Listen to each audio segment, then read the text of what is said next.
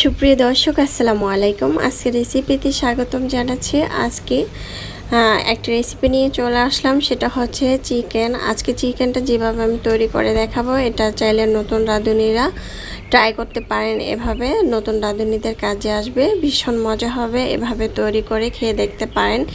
একঘেয়েমি তো তৈরি করে খেয়েছি আমরা, তাই আজকে একটু অন্যরকম করে মুরগিটা রান্না করে দেখাচ্ছি। তো প্রথমে আমি মুরগিটাকে ভালোভাবে ধুয়ে পরিষ্কার করে এখানে মরিচের গুঁড়া আর লবণ একটু মেখে রেখেছি, দেখতে পাচ্ছেন।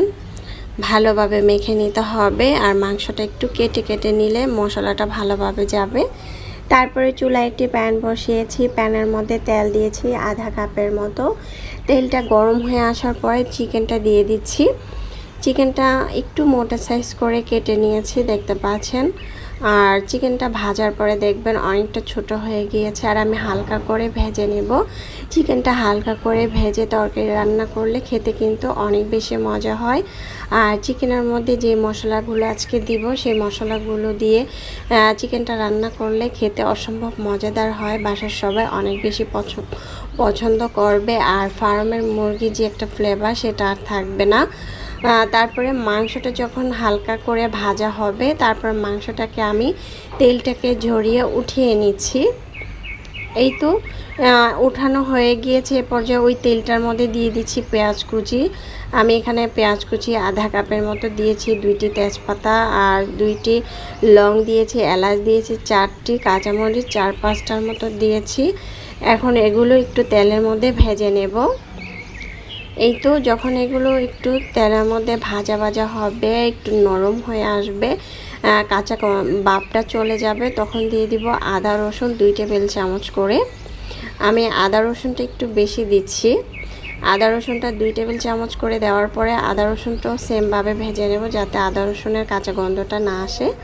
তারপরে দিয়ে দিচ্ছি এখানে কিছু গুঁড়া মশলা, দিয়ে দিচ্ছি মরিচের গুঁড়া 1.5 চামচ, তারপরে হলুদের গুঁড়া দিয়ে দিচ্ছি 1 চামচ, ধনিয়ার গুঁড়া দিয়ে দিলাম 1 চামচ, আর জিরার গুঁড়া দিয়ে দিব 1 চামচ, পরিমাণ মতো লবণ দিয়ে দিব।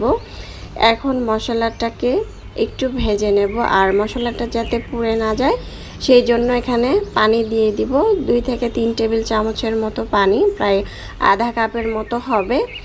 এখন পানিটা দিয়ে মশলাটাকে ভালোভাবে কষিয়ে নিতে হবে। মশলার যখন কালার চেঞ্জ হয়ে আসবে, তেলটা উপর থেকে ভেসে উঠবে, মশলা থেকে খুব সুন্দর ফ্লেভার আসবে, ওই পর্যায়ে দিয়ে দিচ্ছি চিকেনগুলো, যে ভাজা চিকেনগুলো দিয়ে দিচ্ছি। ভাজা চিকেনগুলো দিয়ে অনবরত নেড়ে চেড়ে একটু মশলার সাথে কষিয়ে নিচ্ছি। আর অবশ্যই ভালোভাবে কষাতে হবে মশলার সাথে, যাতে লেগে যায় চিকেনটা, এমনভাবে কষাতে হবে। আর আমি প্রায় 2 মিনিটের মতো ঢাকনা দিয়ে ঢেকে চুলার আঁচ বাড়িয়ে দিয়ে কষিয়ে নিব।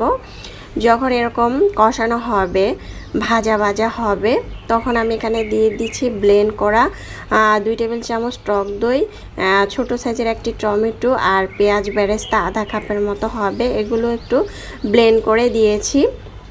এটা দিয়ে আবারও একটু কষিয়ে নেব ভালোভাবে। যখন এরকম কষানো হবে, এরকম মাখা মাখা হবে, তখন আবারও একটু নেড়ে চেড়ে দিচ্ছি। নেড়ে চেড়ে দিয়ে আপনারা চাইলে কিন্তু এখানে গরম মশলার গুঁড়াটাও কিন্তু অ্যাড করতে পারেন। তারপর আমি এখানে দিয়ে দিব আলু। আমি আগে থেকে আলু প্রায় 4টি আলু ভেজে নিয়েছি তেলের মধ্যে হালকা করে। অবশ্যই হালকা করে হলুদ মেখে, লবণ মেখে আলুটাকে আগে থেকে একটু ভেজে নিয়েছি, দেখতে পাচ্ছেন।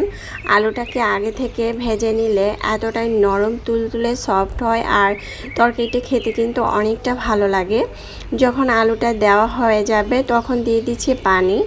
আমি এখানে প্রায় 2.5 কাপের মতো পানি দিচ্ছি, যেহেতু হালকা ঝোল ঝোল রাখবো, বেশি ঝোল রাখবো না, হালকা ঝোল রাখবো। আর ঝোলের পরিমাণটা একটু বেশি রাখতে পারেন, কোনো সমস্যা নাই।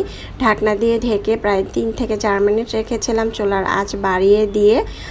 এ পর্যায়ে ভাজা জিরার গুঁড়া দিতে পারেন, আর চাইলে গরম মশলার গুঁড়ো অ্যাড করতে পারেন। যখন চুলার আঁচ বন্ধ করে দিয়েছি, তখন এরকম হয়েছে। তরকারিটা এভাবে চাইলে রান্না করে খেয়ে দেখতে পারেন। রেসিপি ভালো লাগলে চ্যানেল সাবস্ক্রাইব করে লাইক দিয়ে পাশে থাকবেন। ফেসবুক পেজ থেকে দেখলে পেজটা ফলো দিয়ে দিবেন।